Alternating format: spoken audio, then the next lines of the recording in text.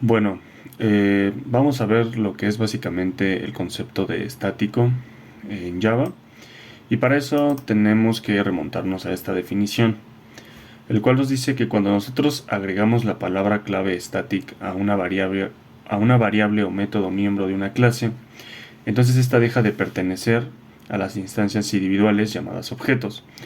Para esto debemos recordar algo. Estos atributos o miembros de clase son atributos básicamente, y estos atributos son los que se declaran para usarse de forma global dentro de una clase de un programa en Java. Por ejemplo, nosotros podemos decir que tenemos una variable, la cual es de tipo string, que se llama nombre, y dentro de ella tenemos su valor, que es 1, ¿vale? Esta es la cadena que tiene este string.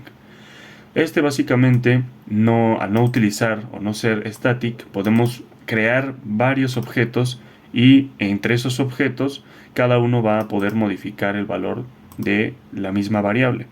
Por ejemplo, tenemos esta clase que se llama ejemplo, creamos un objeto que se llama objeto 1, y nosotros cuando creamos este objeto, pues básicamente podemos crear n número de objetos siempre y cuando nosotros le pongamos diferente nombre a nuestros objetos, si no nos va a marcar error. En este caso, ya que nosotros hemos hecho esto, por ejemplo, si nosotros queremos imprimir, aquí todavía no estamos utilizando, y recalco, lo que es la palabra static, porque primero hay que partir de lo que no es. Si nosotros creamos dos impresiones de ambos objetos diferentes, pero utilizando la misma variable, pues es muy fácil saber cuál es el resultado que va a salir, ¿no? Es 1 y 1.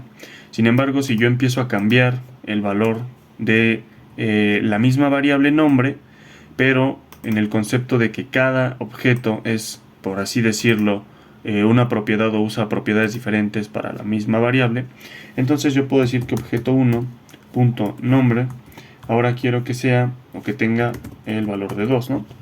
Entonces cuando yo imprima esto, me va a salir 2 y 1, ¿vale?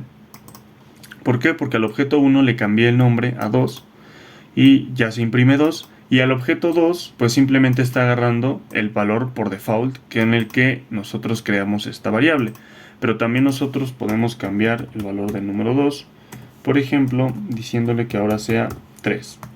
Y ahora cuando nosotros imprimamos, pues nos va a dar 2 y 3, ¿vale? Entonces hasta aquí, esto es lo que pasa cuando nosotros no usamos static en Java.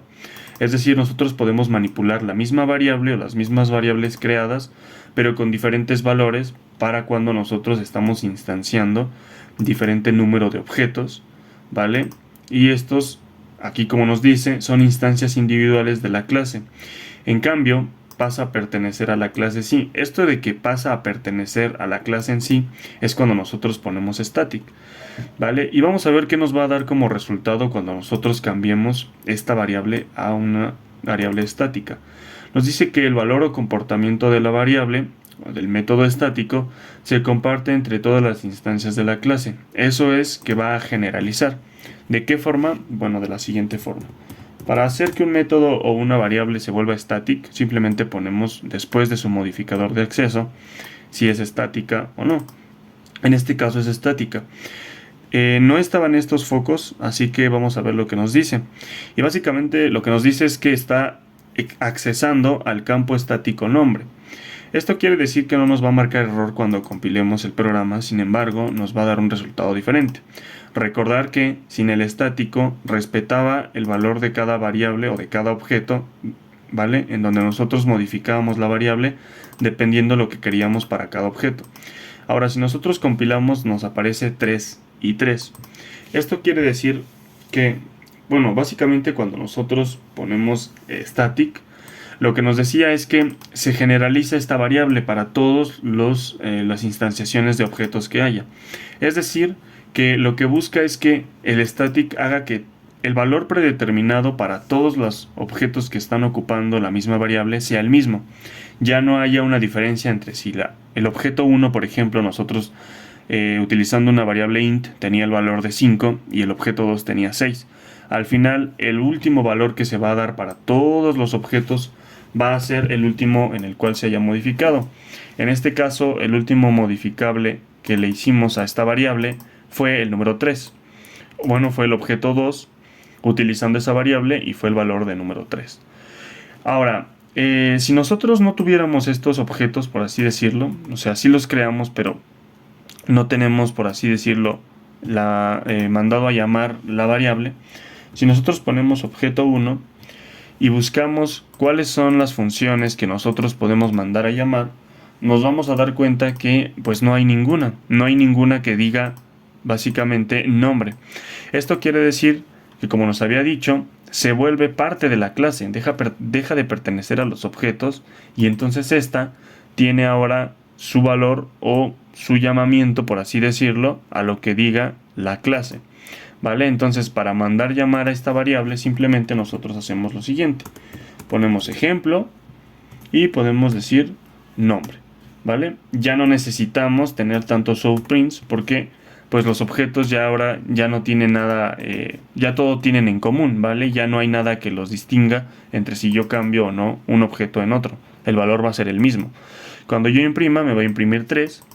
Y ahora también hay otra forma de mandar llamar la variable, que es básicamente, pues como ya está en la clase, pues simplemente nosotros ponemos el nombre de la variable, en este caso nombre, y pues ya con eso estaríamos nosotros mandando a llamar la variable. Entonces, para definir rápidamente qué fue lo que hicimos, básicamente cuando nosotros no ponemos static a un método o a una variable, lo que estamos haciendo es que podemos manipular sus valores en función de los objetos que nosotros tengamos.